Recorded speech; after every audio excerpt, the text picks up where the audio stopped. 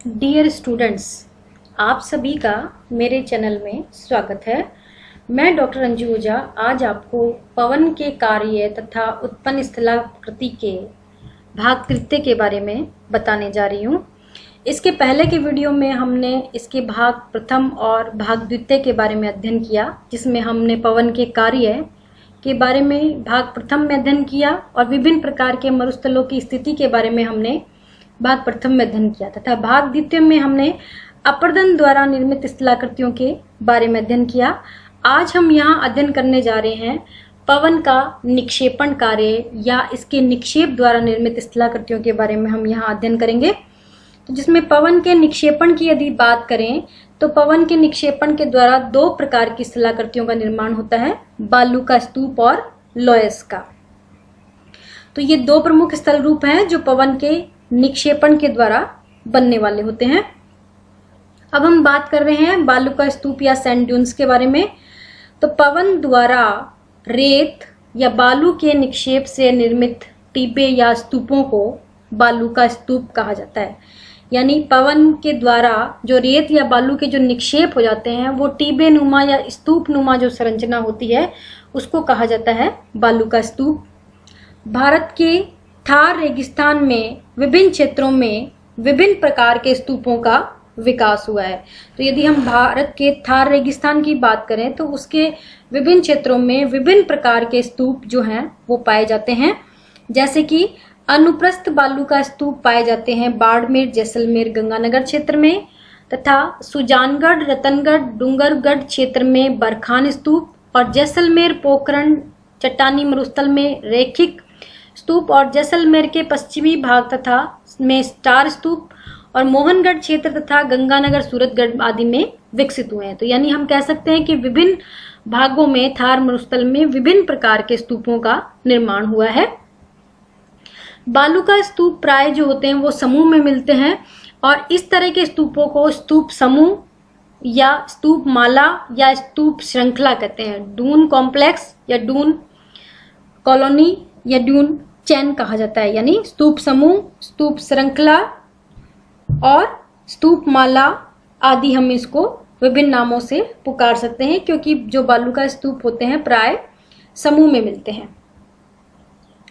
अब यहाँ हम बालू का स्तूप को देख पा रहे हैं फोटो के माध्यम से कि बालू के जो स्तूप होते हैं वो किस तरह से दिखाई देते हैं। दूसरा जो निक्षेपात्मक स्थलाकृति है वो है लोयस। तो पवन द्वारा उड़ाई गई धूल के निक्षेप से जो निर्मित जमाव होता है उसको लोयस कहा जाता है।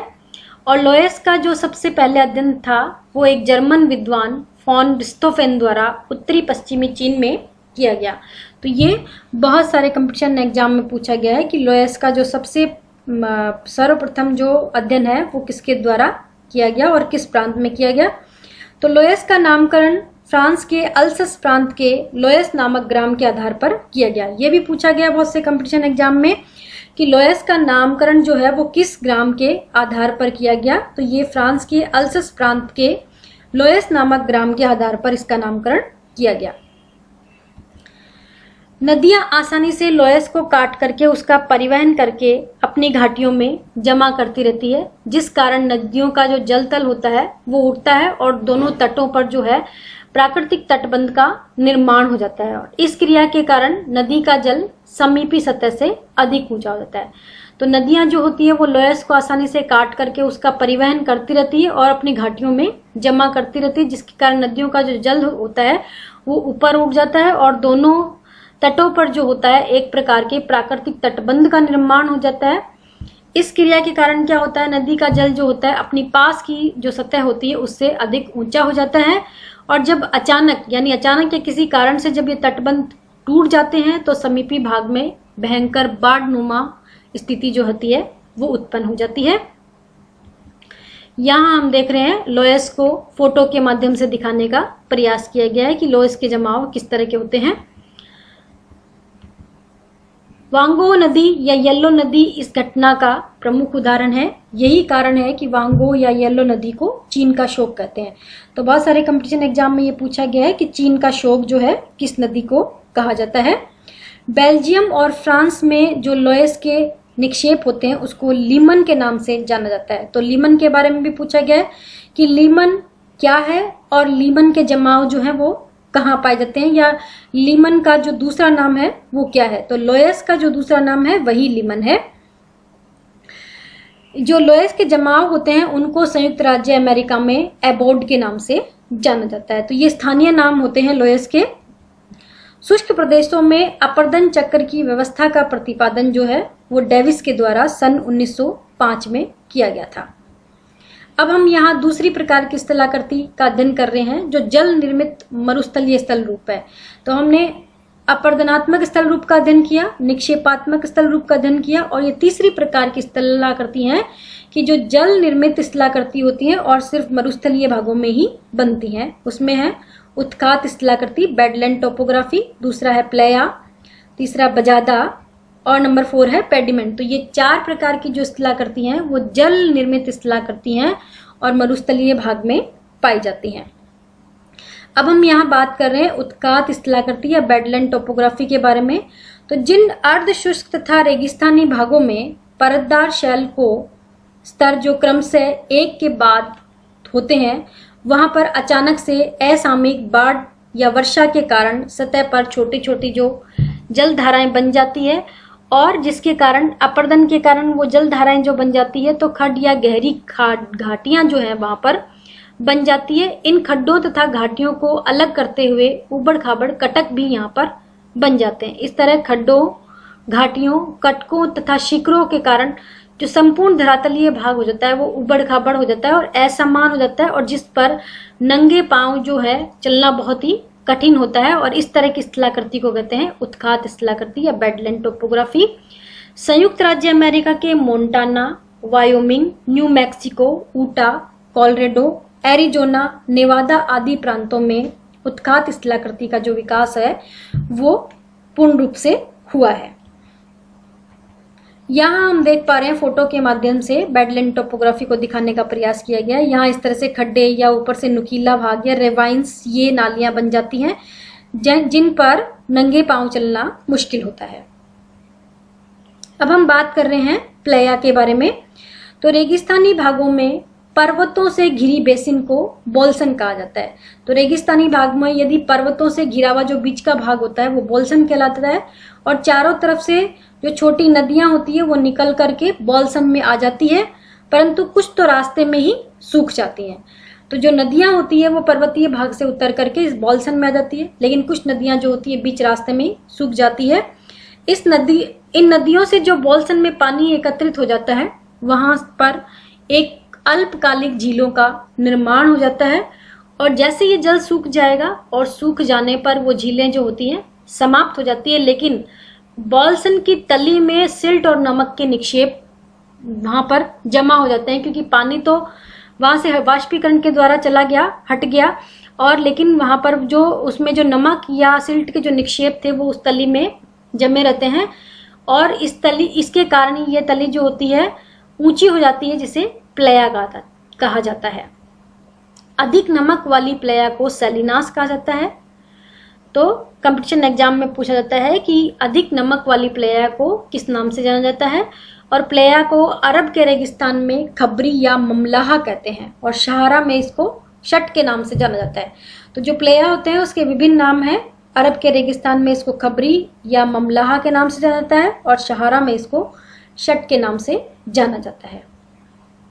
यहाँ प्लेया को दिखाया गया है फोटो के माध्यम से, दूसरी साइड में बोल्सन को दिखाया गया है फोटो के माध्यम से। ये पर्वतीय अग्रभाग है जहां से ये बोल्सन, यहाँ से जो नदियां हैं वो इसमें गिर जाती हैं, और यहाँ एक अल्पकालिक झील का निर्माण हो जाता है, और ये जब सूख जाता है तो यहाँ पर ये नमक का निक्षेप या जो सिलिका का निक्षेप होता है उसको कहते हैं प्लेया।